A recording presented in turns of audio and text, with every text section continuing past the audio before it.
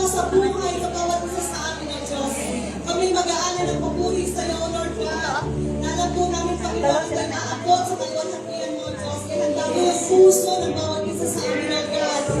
Prepare our hearts, O Lord. Our minds, O Lord God, na talagang maibigay namin sa iyo ang best worship, O Lord God. Sapagkat ikaw, O Diyos, ay dapat napurihin, sampahin, dahil ikaw ay Diyos na dakila at tapat ng pagkailanman.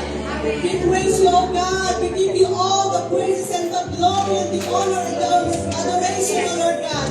Sinosurrender namin sa iyo ang lahat, O Diyos. Pinocommit namin sa iyo ang lahat.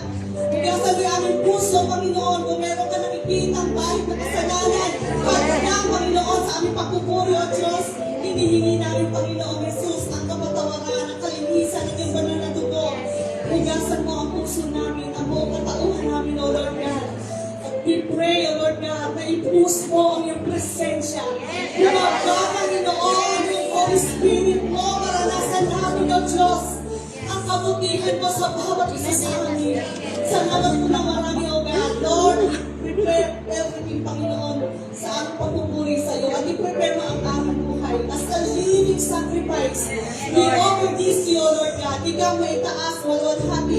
Sa pangalan ni Jesus, ang lahat ibigsabi ng Amen.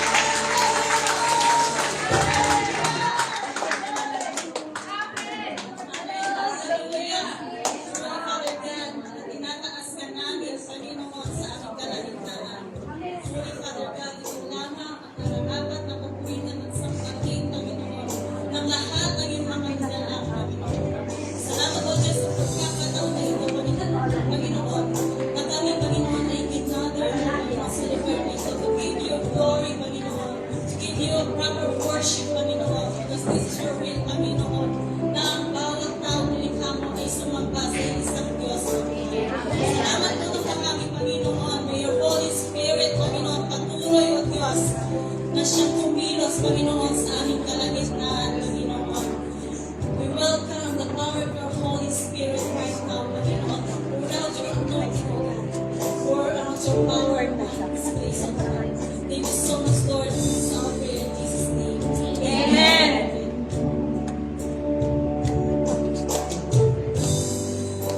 Show me close to you. Never let me go. I lay it all down again to